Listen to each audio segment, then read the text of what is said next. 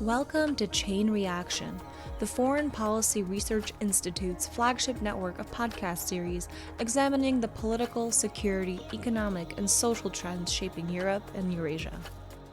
Throughout the year, we're talking with experts about developments in Russia's war in Ukraine, the new European security order, the past, present, and future of the Baltic states, Russia's political economy, and great power competition in the region.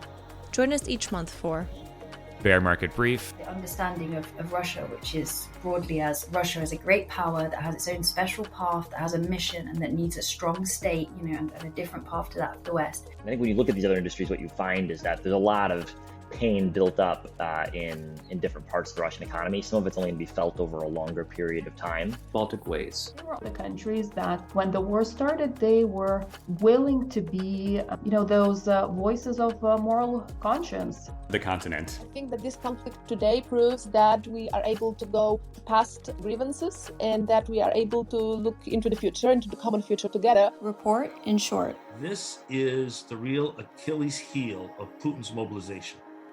And of course, our flagship, Chain Reaction. These two countries are interacting militarily or have been interacting in several different conflicts. And in some cases, they're on the same side, and in some cases, they're not. New episodes are available each week on Apple Podcasts, Spotify, or wherever you get your podcasts.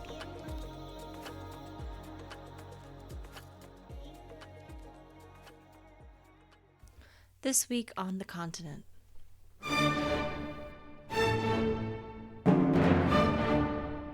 Ukraine's counteroffensive looms large. Kiev has spent much of the last 6 months preparing, stockpiling manpower and materiel to retake territory that Russia had seized early in the war.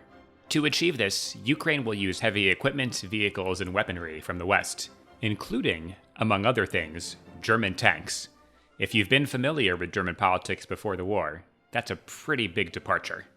I'm Aaron, and this is The Continent, a podcast about how the war in Ukraine is impacting politics, society, and security in Europe.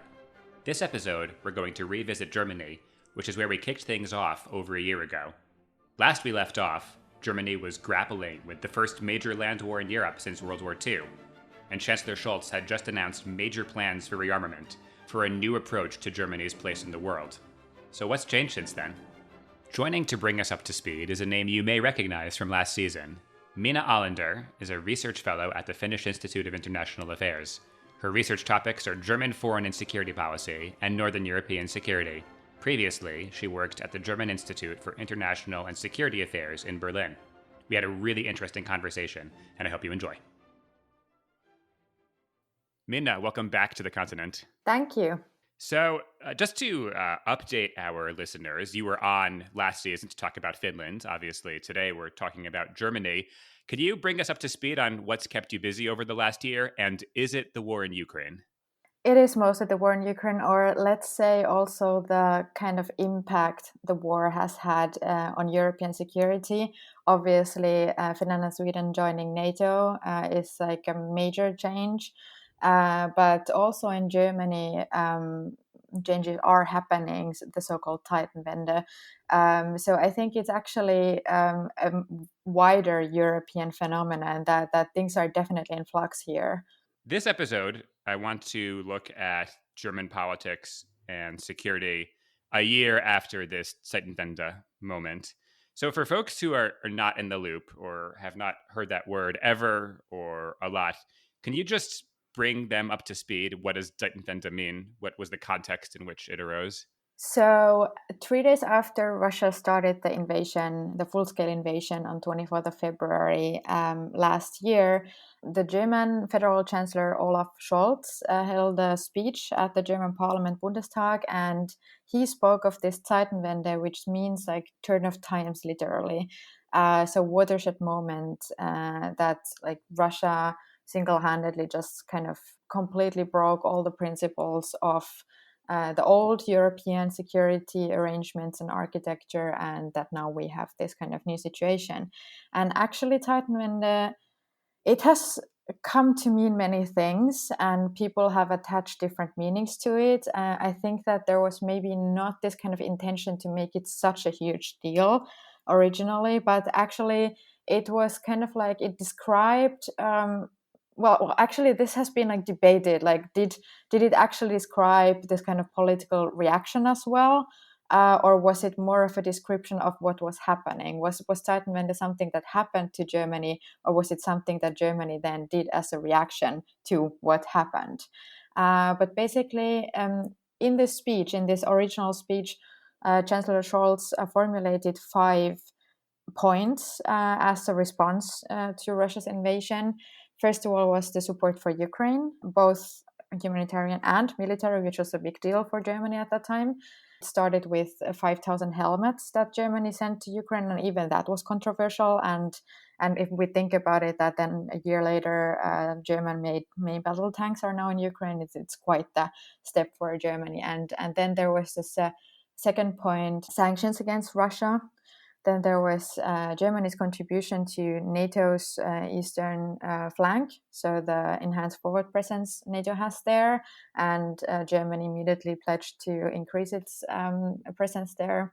And then there was this extra fund for the German armed forces, Bundeswehr, which has also become kind of a term in itself, Sondervermögen, which included 100 billion extra funding for the armed forces, because people may or may not know, but German armed forces have been on a diet for a very long time, and they lack a lot of material, and so the idea was to really invest now and like as soon as possible. And then the fifth point was that ending the dependence on Russian energy, especially natural gas. So I think one just to note, because I did this math last time, just how much 100 billion euros is, which is a large sum. In Leopard tanks, I think the calculation I did last time was that it's about 6,000 tanks, which is a lot. Obviously, it's not all going to be spent on tanks, but just for a sense of the size of that investment. Now, you mentioned these 5 points.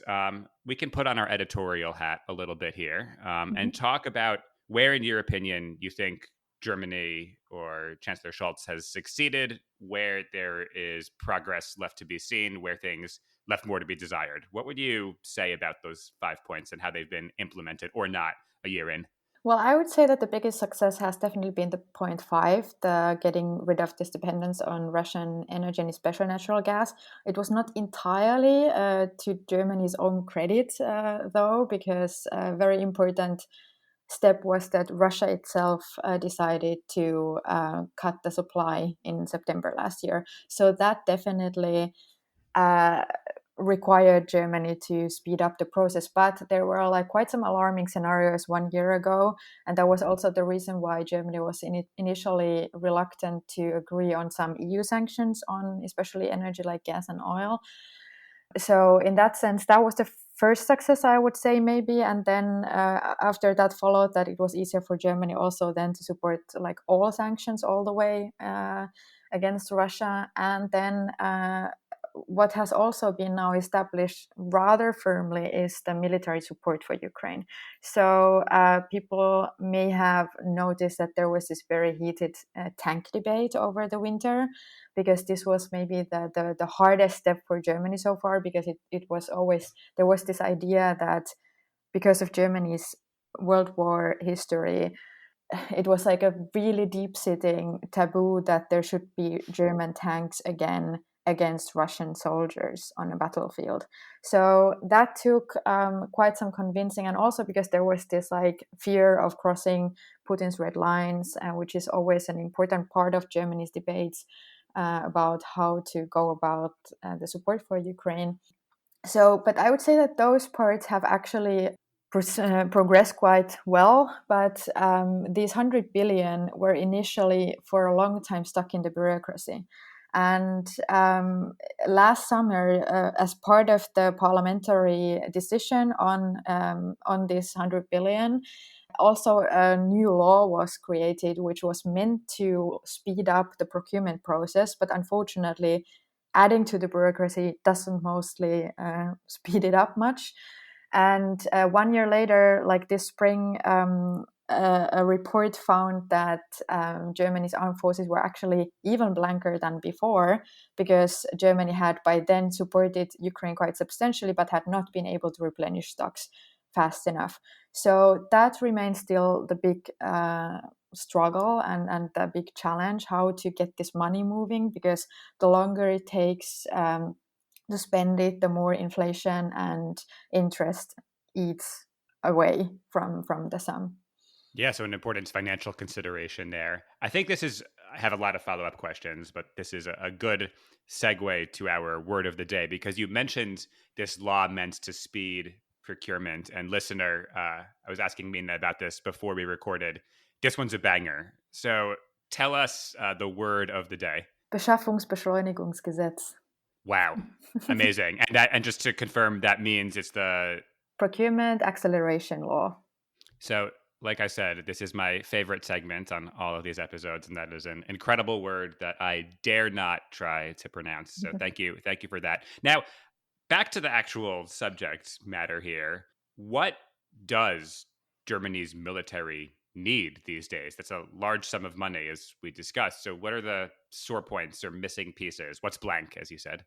Well, they are missing kind of everything, like everything starting from personal equipment, like literally boots and like, I don't know, clothes, to, well, ammunition is of course now a huge issue everywhere in Europe. I believe also in the US to an extent, because nobody at this point in Europe was prepared for the scale of like kind of industrial scale of war that is now happening in Ukraine. So last fall, Bundeswehr concluded that actually the ammunition that they have would be enough, like at the rate that is used in Ukraine, for example, would be enough for maybe 2 days of war. So that's quite bleak. And of course, then when ammunition has been provided to Ukraine, you can just imagine what the situation is now.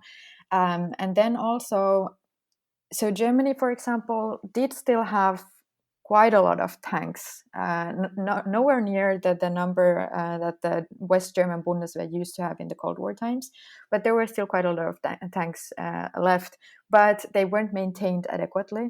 So that is always been a problem, that because defense wasn't a priority, and maintaining equipment is also quite expensive. So Germany let it slide quite badly, and that has been also a huge problem. For example, that the Air Force, not all of the planes are actually like you just can't operate the planes because they are not in such a condition.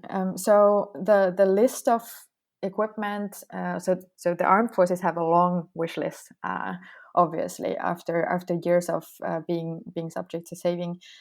But they just kind of, I think they like really lack the basics, and there have been quite some incredible stories about like Bundeswehr soldiers having to use broomsticks instead of real weapons at the NATO exercise because for some reason they weren't available, and stuff like this. Or last year, just before Germany took over the NATO very rapid response force, there was this big kind of scandal about the Puma infantry fighting vehicles, which all kind of just broke down during an exercise and couldn't then be taken to the EFP.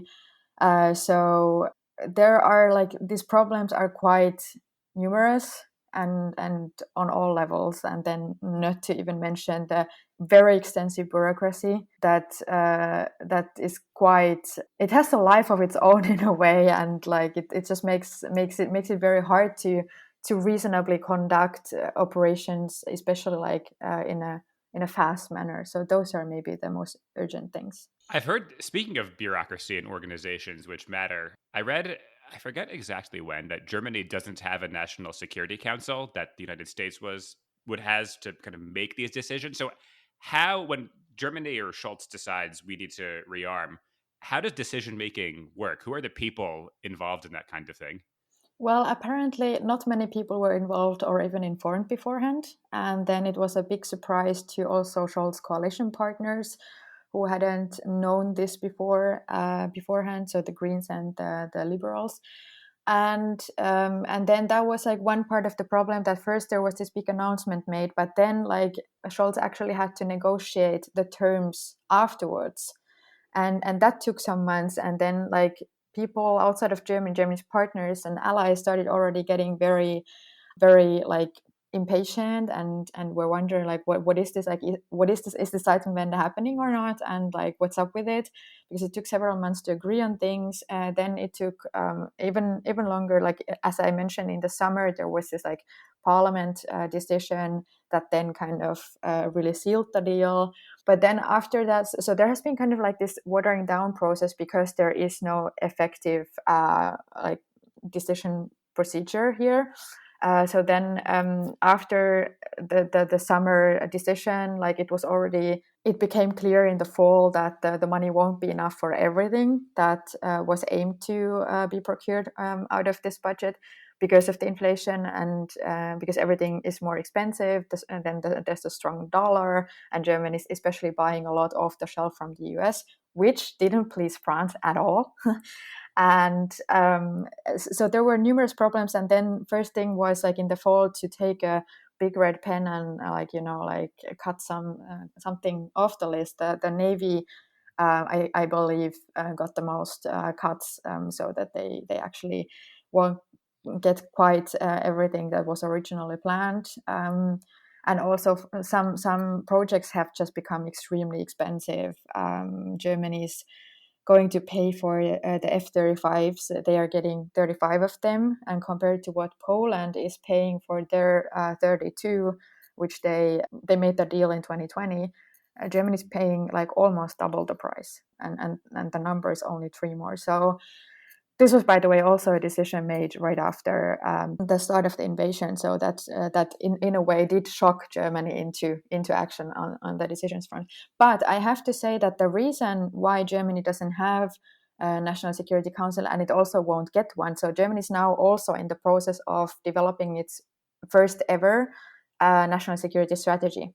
So reunified Germany after the Cold War has so far not had a national security strategy, and this is now in the making, and it was supposed to be published in December last year, but the parties couldn't agree on the China chapter, so it was postponed, and it was supposed to come out on time for the Munich Security Conference in the spring, but also that didn't work. So and right now, like we just don't know what's the status and when it's going to be published, but we know for sure already, or this information was already leaked out of the process, that there will not be, like, it won't include the establishment of such a security council, because the parties couldn't agree, or the ministries couldn't agree on like where to locate it in the political system. So a lot of bureaucracy, I think, is one of the kind of overall takeaways, that there's a lot of kind of institutional hurdles, I think is maybe the right word for this.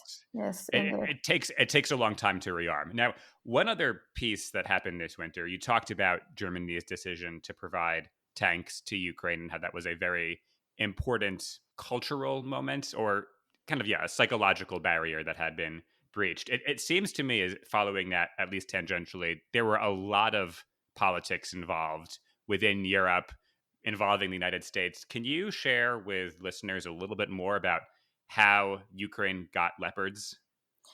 Well, basically what happened was, and this has been actually like consistently a strategy for Germany, like how to go about the weapons deliveries.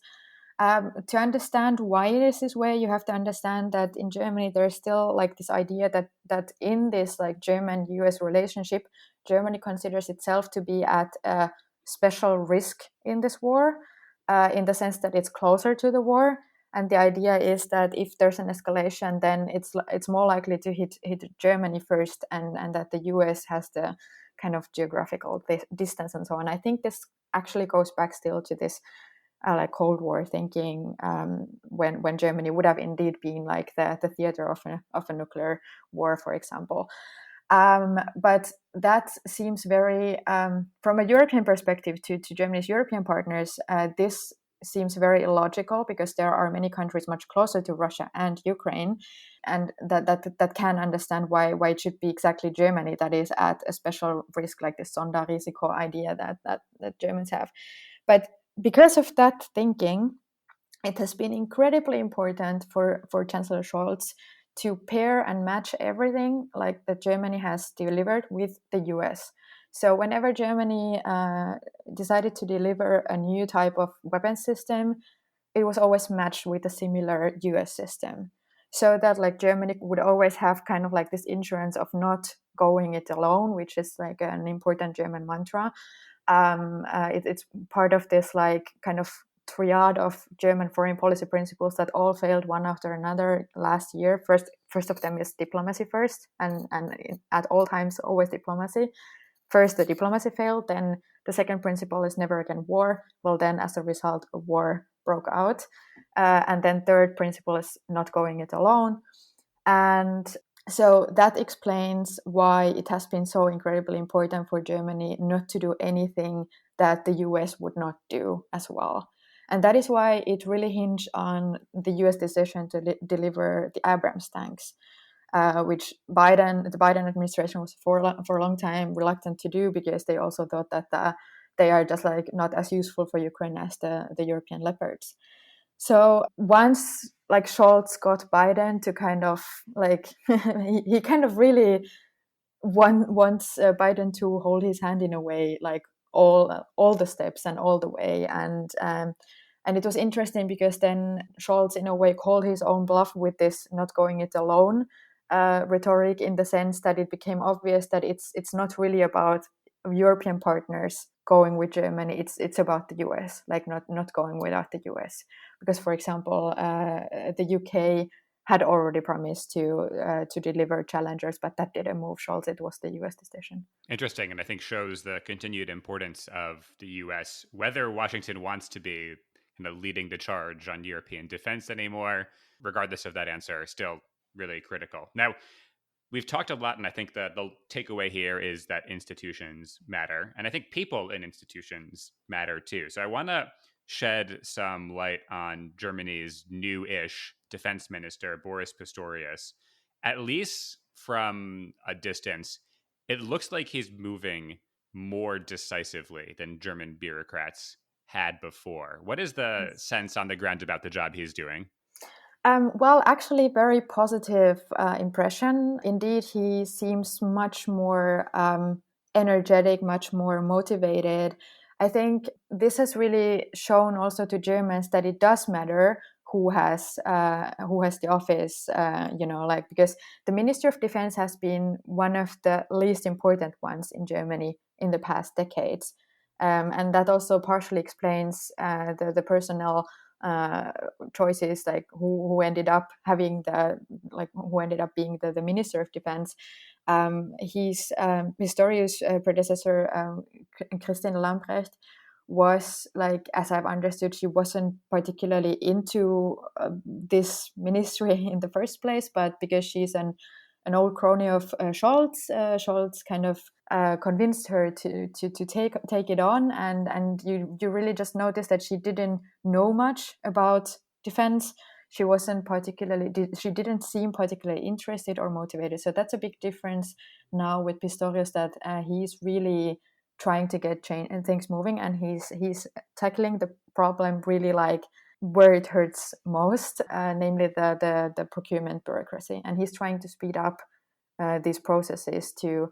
And also, like an important point is that, like besides speeding up the processes, and which includes some reforms not only in the armed forces but also in the MOD, he also has made it the most important criterion that in these procurement decisions, like market availability must be now like the most important criterion, because the Bundeswehr, the German armed forces, have this kind of tendency to want to get like a special edition of everything. There's, for example, now this example of the Chinook helicopters that are supposed to be procured from this special fund, and they are now, it looks like they will be twice as expensive as originally planned because of some, I think, air-to-air tanking or fueling feature or something, some kind of extra feature that needs to be developed first for the Bundeswehr. And this is a tendency that has been ongoing for years. There was also this case of a certain boat that then in the end the Finnish manufacturer concluded can't be produced with all the extra features that the German armed forces wanted it to have. And the best story was that German Air Force mechanics had been waiting for 6 years for some overalls, because even those had to be some kind of special edition just for the Bundeswehr. So this has been a problem that has also kind of for its part prolonged and made these processes more arduous than they need be. So those are the things that Pistorius is now trying to really start tackling. And what is also remarkable is that he has been showing a very clear stance on Ukraine. He has, in contrast to Scholz, said that Ukraine should win. Scholz so far has actually never said as much. He always only says that Ukraine can't lose and Russia can't win, but that's not the same as Ukraine should win and Russia should lose. So it's an important difference. I think it's also worth noting Pistorius is from the same party as Schultz. So I think a lot of people expected him to kind of toe the social democratic line, Yes. which has traditionally been, I don't want to say more pro-Russia, but more Russia-friendly, I think is safe to say in the past. Yeah, I mean, at least they have had quite some deep connections also to Moscow. Of course, the ex-chancellor Gerhard Schröder is the best example of kind of social democratic politicians or ex-politicians who are quite deep in Kremlin's pocket at this point, I guess. So yeah, there has been this kind of Moscow connection among the social democrats. But on the other hand, the Christian Democrats, so let's say Merkel's party, is not without blame either, because of course they were also in charge. Merkel was leading the subsequent governments that got Germany where it is today. So in that sense, I don't think that you can either put the blame entirely on the Social Democrats or CDU. Yeah, not trying to. I think just showing the yeah, but that's notable, definitely. But the magnitude of this Zeitenwende moment, all of what we just discussed is before Ukraine. So this is kind of a real turning point. As our last question, wants to step back from this defense sector or military consideration and talk about society, at least just a little bit. Of course, in Germany, as in many places, there was a lot of shock about the war in Ukraine and Russia's invasion when it started. As this war has, I don't want to use a loaded word like stalemated, but has become less mobile, has become kind of priced in as far as what people expect day to day in the West. Has German sentiment changed? Has policy towards Ukraine become more popular, less popular? What is the kind of lay of the land as far as what regular Germans think about this? In recent polls, the support for Ukraine has remained on quite a high level. So I don't think that there's any very substantial, let's say, war fatigue in that sense. It has been quite the steep learning curve in a way for Germans, coming to terms with the new reality and letting these old principles go. And it's of course still work in progress, not complete or anything. What's quite interesting though is that for example, in a recent opinion survey, the support also for higher defense spending was quite high still, and that seems quite robust in the public opinion. But then on the other hand, so this was a survey that's conducted yearly, and it kind of measures the perception of security and threat in the population. So the fear of Germany getting involved or dragged into a war or an armed conflict has risen notably. The question was really interesting. It was asked whether people would want Germany to participate in the defense of the three Baltic states militarily if Russia attacked them, and it was at around 40%. That's not terribly high. It had gone up from 35% a year ago, in January 22 versus January 23. But still, I think, as I said, it remains a work in progress for the German society. It is still hard for many to accept that Germany should have strong armed forces again and show military strength. So this will take some very careful kind of narrative framing from the government and good communication. Not to sound an editorial line here, but I think for listeners, this takes time. This is not specifically about Germany, but to rearm, to change the way society thinks about defense. If a country can only produce 10 tanks a year, building 150 tanks, that can't just happen. And there's a lot of calls for, hey, just rearm, just do this. And anytime you hear the word just in relation to global security, just take a pause and think about what that actually means and what's actually feasible. I would just like to also add one thing that is important to keep in mind about Germany particularly. Germany is not a country that can change fast. It's a very slow country to change. And that's not a bug, it's a feature because of Germany's history. So this is also something that makes the political system is also created in a way that makes security and defense or like military political coordination harder. And these are all features, not bugs. So Germany has its own particular challenges in this situation. So we shouldn't hold our breath, but still like kind of have some patience as well. Minna, wonderful to have you back. Thank you. Thank you so much. So, institutions matter, people matter, but the ship of state can sometimes take a long time to turn. Thanks again to Minna for joining, and to you, listener. The Continent Podcast is brought to you by the Foreign Policy Research Institute, that's FPRI, a nonpartisan think tank based in Philadelphia. For more information on this initiative and on many others, be sure to visit fpri.org. We'll catch you next month.